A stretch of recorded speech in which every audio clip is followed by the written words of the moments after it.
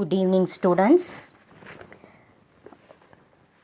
Now I am going to take the third chapter, Theories of Employment and Income.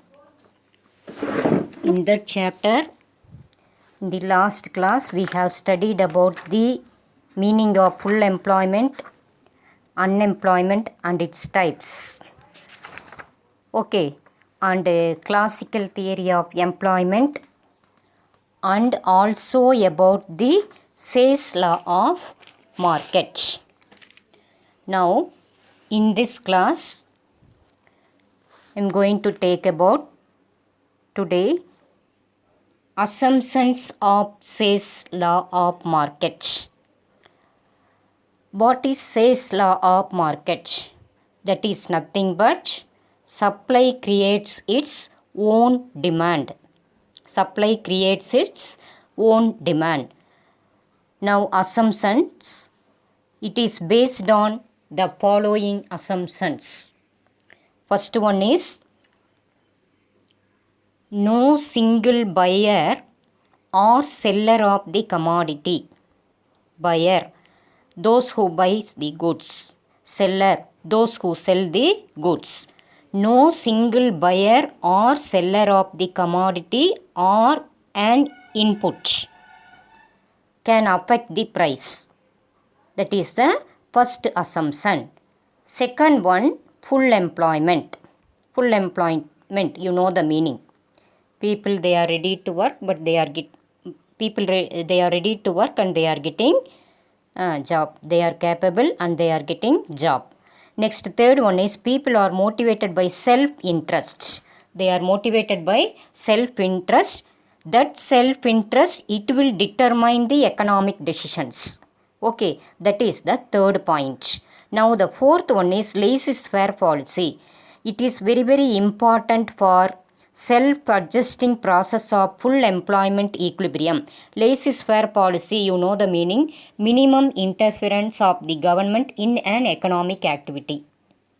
Okay, minimum interference of government in an economic activity. That is called laissez-faire policy. That is very, very important for automatic and self-adjusting process of full employment equilibrium. Okay, then market forces, it will determine everything in the right way. Market, that is nothing but, you know the meaning, it is a place where goods are bought and sold, where buyers and sellers to meet to exchange the commodities. That is called a market. Market forces, what are all market forces?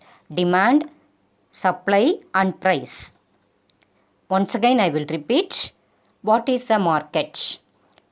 Where goods are bought and sold. That is called a market. One more meaning is there for market, an arrangement whereby the buyers and sellers interact. Buyers and sellers interact to determine the prices and also quantities of a commodity. Okay. One more meaning, it is a physical place where goods and services are bought and sold. That is called a market. What are all market forces? One is demand, second one is supply and third one is price. These forces, it will determine everything in a right way. That is the fourth assumption. Fifth assumption, there will be a perfect competition. Perfect competition both in labor market and also product market. Before that, you should know the meaning of perfect competition. What is a perfect competition? It is a type of market in which number of buyers and sellers. Okay, buyers and sellers is very large. All are engaged in buying and selling homogeneous product, same product at uniform price without any artificial restriction. That is called a perfect competition. So fifth assumption is there should be a perfect competition both in labor market, workers market, and also product market. That is all. That is the fifth assumption of Say's law of market. Sixth one is there is a wage price flexibility. Okay. Seventh one is money, it act as a medium of exchange. Money, it act as a medium of exchange. Eighth one is long period. It is applicable to long period. Ninth one is there is no possibility for overproduction or unemployment. Unemployment, you know the meaning. People, they are capable to work and ready to work, but they are not getting job. Okay, so there cannot be overproduction or the problem of unemployment. That is the ninth assumption.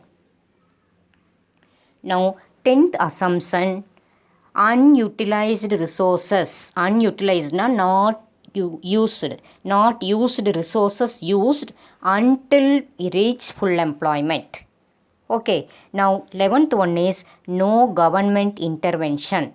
No government intervention, no government interference. Automatic price adjustment mechanism operated in this Say's law of market. Now last assumption is interest rate flexibility. It will lead to saving and investment equality. Okay, these are all the assumptions of Say's law of market. Assumptions of Say's law of market. Now we are going to see about the implications of Say's law. Implications of Say's law. First implication, there is no possibility for overproduction or unemployment. There cannot be overproduction or unemployment. Next one is, second implication is, if there exist unutilized resources, not utilized resources in economy. If there exist not utilized resources in an economy, it is profitable to use them up to the point of full employment. Up to the point of full employment. That is the second implication. Third one, automatic price mechanism operates in an economy, so there is no need for government intervention. There is no need for government intervention. Now fourth one is interest flexibility. It will bring about equality between saving and investment. That is the fifth implication. Last implication is money act as only a medium of exchange in an economy, as people will not hold idle money. Idle moneyங்கிறது that is nothing but inactive bank deposits. Inactive bank deposits. Now we have studied two side headings. What are they? One is assumptions of Say's law of market, and second one is implications of Say's law of market. Now we are going to see about the criticisms of Say's law. Criticism. What are all the following are the criticism against the Say's law. According to Keynes, supply does not create its own demand, but Say's law, that is nothing but supply creates its own demand. According to Say, supply creates its own demand, but according to Keynes, supply does not create its demand. Okay, it is not applicable where demand does not increase as much as production increases. Okay, now second one is automatic adjustment process. It will not solve the problem of unemployment. Unemployment can be removed only by increasing the rate of investment. Second one I will repeat once again. automatic adjustment process, it will not solve the problem of unemployment. Okay, unemployment problem can be solved only by increasing the rate of interest. That is the second criticism. Third one, money is not neutral. Money is not neutral. Individuals what they will do now, they will hold money for unforeseen contingencies, unexpected எதிர்பாராத இதுக்காக they will keep. But businessmen keep cash reserve for future activities. I think you all understood. I think once again I will repeat these three criticisms. First point, according to say, supply creates its own demand, but according to Keynes, supply does not create its demand. Second one, automatic adjustment process, it will not solve the problem of unemployment. And third one is individuals hold money for unexpected contingencies, but businessmen keep cash reserve for future activities. Now fourth criticism. Keynes said that overproduction is possible. Okay, but say what he told, what he gave in that law of market na, there is no overproduction. But Keynes said that overproduction is possible there. That is the fifth criticism.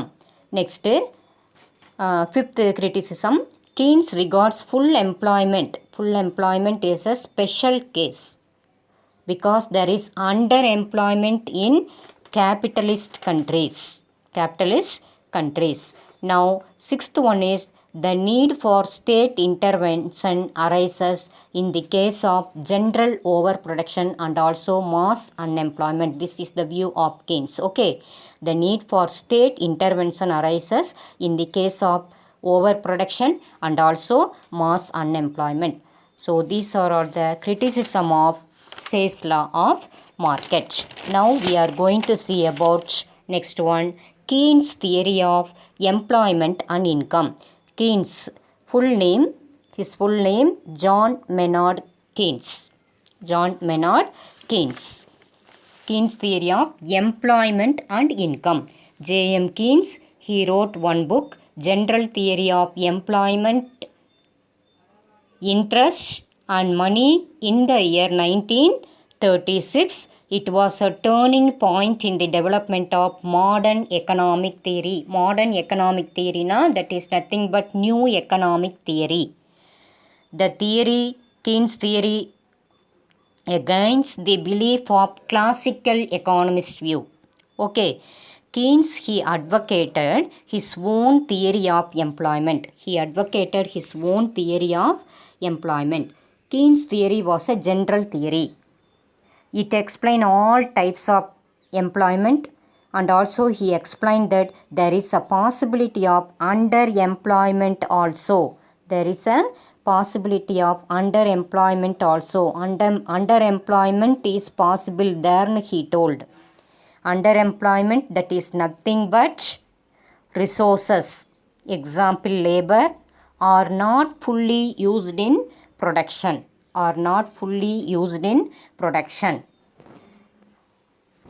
Keynes theory of employment is based on short period. It is applicable for only short period. According to him, factors of production such as capital goods, supply of labor, technology and efficiency of labor remain unchanged, not changed, while determine the level of employment. Okay, this is about Keynes theory of employment and income. Once again I will explain this side heading. J.M. Keynes, he wrote a book General theory of employment, interest and money in the year 1936. It was a turning point in the development of new economic theory. This theory against the classical theory. This theory opposed the views of classical economists. He advocated his own theory of employment. Keynes' theory was a general theory. It explained all types of employment, and there is a possibility of underemployment also. It based on short period. According to him, factors of production such as capital goods, supply of labor, technology and efficiency of labor remain not changed when while determining the level of employment. This is about the Keynes theory of employment and income. Now we are going to see about effective demand. What is effective demand? That is nothing but amount of money which entrepreneur, organizer, otherwise he is called as changing agent of the society. Once again I will repeat, entrepreneur or organizer or changing agent of the society. Okay, now we are going to see about what is meant by effective demand. That is nothing but amount of money which entrepreneurs expect to get by the output. It is a starting point of Keynes' theory of effective demand. It is a starting point. That is nothing but money actually spent by the people. On products of industry. Okay. The money which entrepreneur receive is paid in the form of rent, wages, interest and profit. Rent, wages, interest and profit, these are all rewards for factors of production. For land is factor of production, rent is the reward. Factor of production is labor, reward is wages. Factor of production interest, factor of production capital, reward is interest.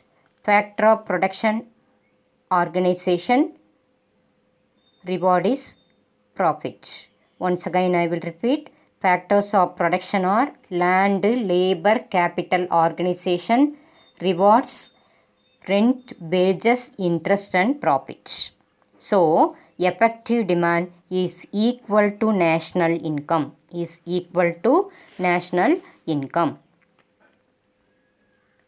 An increase in aggregate effective demand. Aggregate, that is nothing but an increase in aggregate effective demand.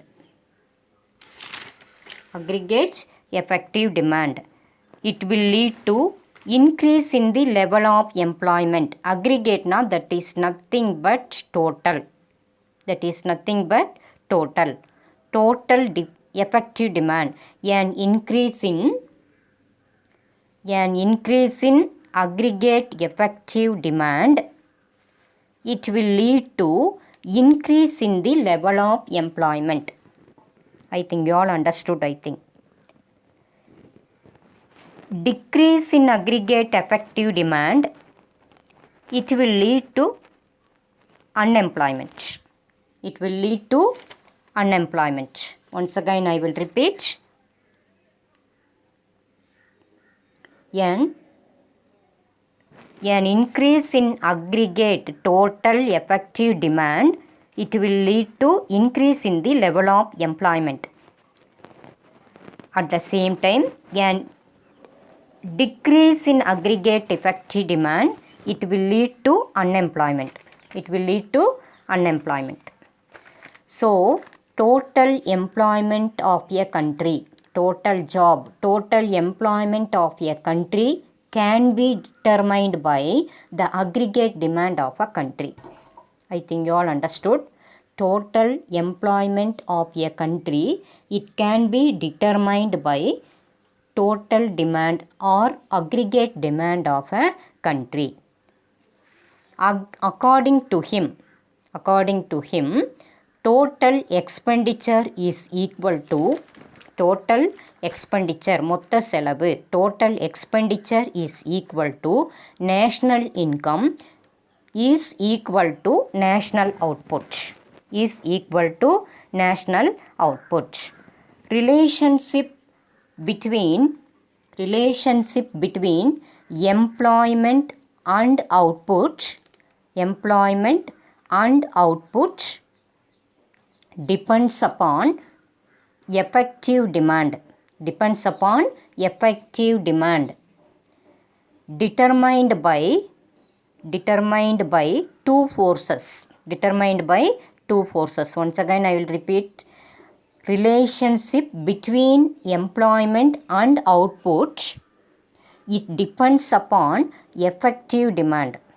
Okay, that is determined by two forces, namely aggregate supply and aggregate demand.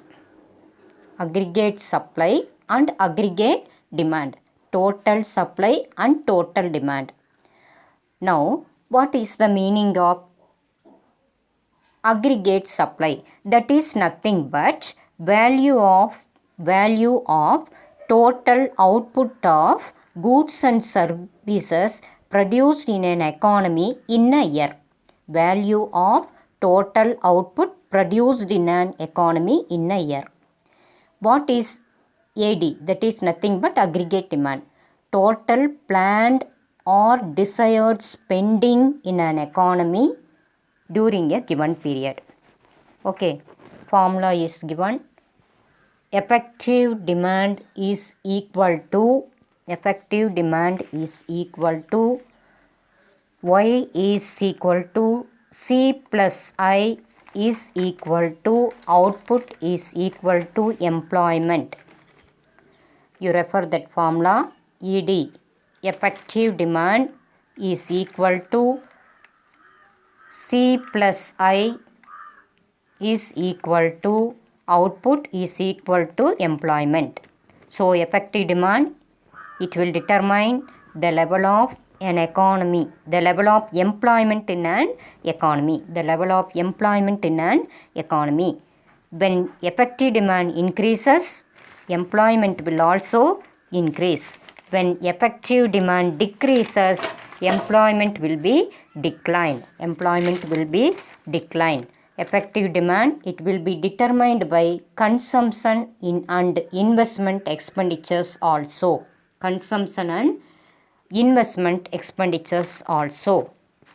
Now, next para, consumption function, that is nothing but relationship between income and consumption.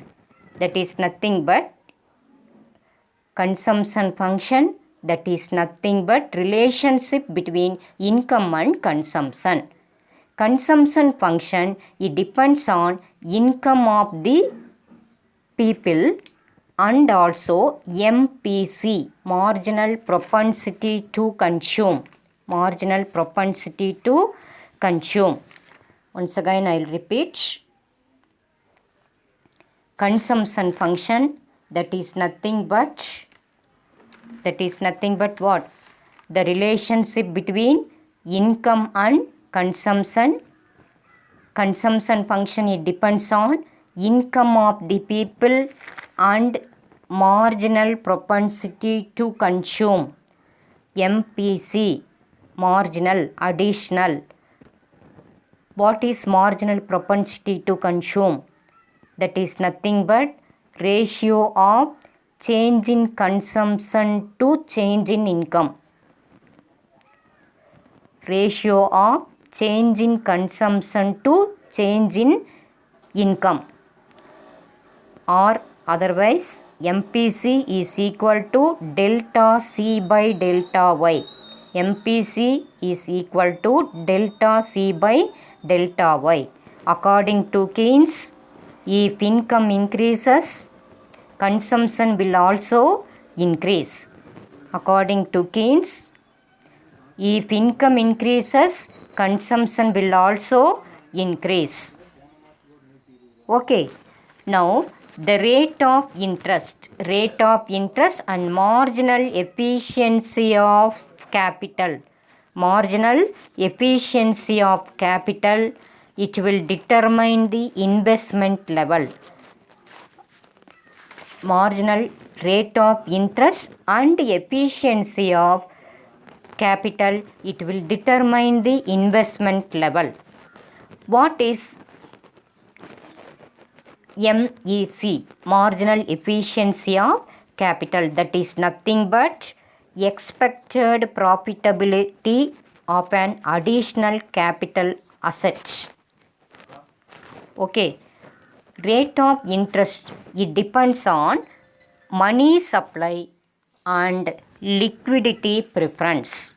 Rate of interest, it depends on money supply and liquidity preference. Once again I will repeat, according to Keynes, if income increases, consumption will also increase.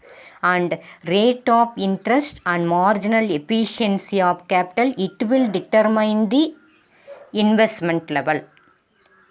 Determine the investment level. So what is MEC? I told, marginal efficiency of capital, that is nothing but expected profitability of an additional capital asset. Okay, this rate of interest, it depends on money supply and liquidity preference. And liquidity preference, that is nothing but cash holdings. Keynes gave more importance to liquidity preference. Keynes he gave more importance to liquidity preference. The liquidity preference, it is based on three motives. What are they? First one is transaction motive. Next one is precautionary motive. Third one is speculative motive. Three motives of liquidity preference. First one is transaction motive, and second one is precautionary motive, and third one is speculative motive. Understood? The MEC, marginal efficiency of capital, it depends on two factors. One is prospective yield of capital asset, and supply price of capital. Now the next one is ADF, that is nothing but aggregate demand function. In the Keynesian model, output, it is determined mainly by AD. That is nothing but aggregate demand, total demand. What is aggregate demand? I have told already. That is the amount of money which entrepreneurs expect to get by selling their output produced by number of workers employed. So expected income from the sale of output at different level of employment. It has the following four components. One is consumption demand, next one is investment demand, third one is government expenditure, and fourth one is net export. That is nothing but export minus import. Okay. Desired or planned demand, planned spending is the amount that household, firm, government and foreign purchasers they would like to spend on domestic output. Within the country's output. Okay. desired demand, that is nothing but sum total of desired private consumption expenditure, investment expenditure, government spending, and difference between net exports, that is nothing but difference between export and import. Export and import. Desired spending is called aggregate spending or aggregate demand. Aggregate spending or aggregate demand. Following formula it is given. What formula given now? AD is equal to aggregate demand is equal to C plus I plus G plus X minus M. Diagram, see the diagram. In the x-axis employment is given and the y-axis aggregate demand is given. X-axis employment, y-axis it refers to aggregate demand, that is nothing but aggregate total demand. AD curve also given. Aggregate demand, the total demand price increases or decreases with an increase or decrease in the level of employment. So aggregate demand curve increases at an increasing rate in the beginning and increases at a decreasing rate. Increases at a decreasing rate. Once again I will repeat, aggregate demand curve. See the diagram. Aggregate demand curve increases at an increasing rate at the starting stage. Then it increases at a decreasing rate.